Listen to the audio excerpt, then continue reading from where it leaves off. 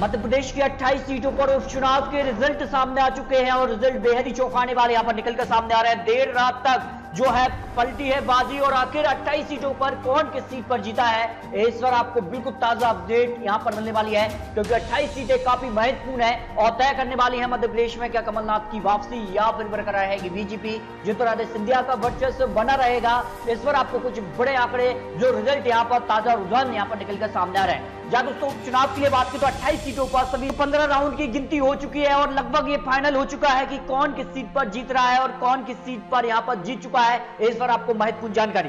पौड़ी से अगर बात की तो बीजेपी आगे चल रही है। बमोरी से अगर बात करें तो यहां पर कांग्रेस हार चुकी है, इस सीट पर बीजेपी जीत चुकी है, जबकि अशोकनगर यहां पर बीजेपी आगे है। मुगावली से कांग्रेस हार चुकी है, बीजेपी ने यहां पर जीत दर्ज की है। इसके अलावा सुर्खी विधानसभा सीट भी यहां पर बीजेपी जीत चुकी है। मलारा से अगर बात की तो बीजेपी आगे चल रही है। अनूपपुर से बात करें तो यहां पर कांग्रेस इस सीट को हार चुकी है। सांची पर भी बीजेपी की जीत हो चुकी है।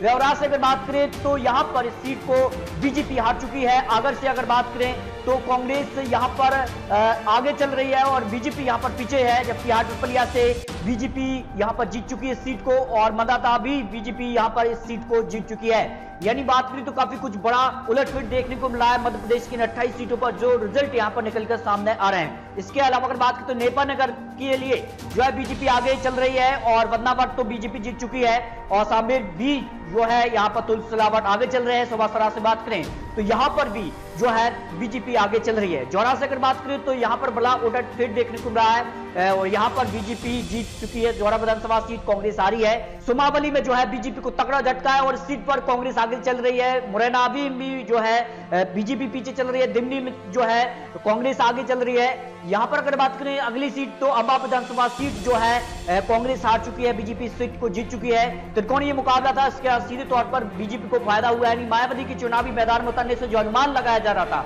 कि कई सीटों पर कांग्रेस को नुकसान होने वाला है, वो यहां पर सही साबित हुआ है। ये बड़े एक्सपर्ट ने आंकड़े रख दिए हैं। बेगांव विधानसभा सीट की बात करें तो यहां पर बीजेपी आगे चल रही है। गोहद विधानसभा सीट पर बीजेपी जो है पीछे चल रही है, कांग्रेस आगे है। ग्वालियर की अगर बात करें तो बीजेपी यहां पर ग्वालियर में आगे है, लेकिन ग्वालियर पूर्व में पीछे चल रही है जो अनुमान यहां पर लगाए गए थे।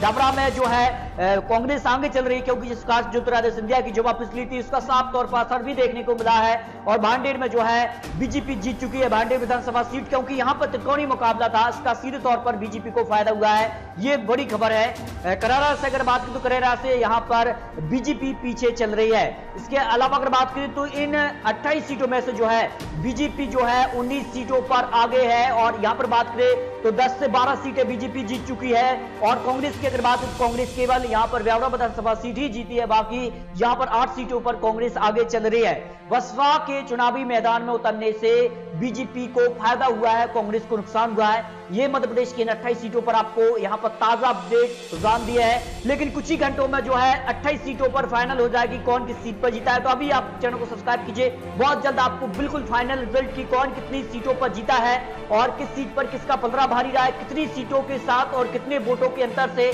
जो है यहां पर हार जीत का अंतर हुआ है। ग्वालियर चंबल में किसको कितनी सीट मिली है, ज्योतिरादित्य सिंधिया के समर्थकों को कितनी यहां पर जीत मिली है, तो 12 जो यहां पर चुनावी मैदान में मंत्री थे तो वो कौन कौन जीते हैं, सभी जानकारी आपको बहुत जल्द देने वाले हैं। तो अभी चैनल को सब्सक्राइब कीजिए। दोस्तों मिलते हैं और नई जानकारी के साथ, तब तक के लिए जय हिंद, जय भारत।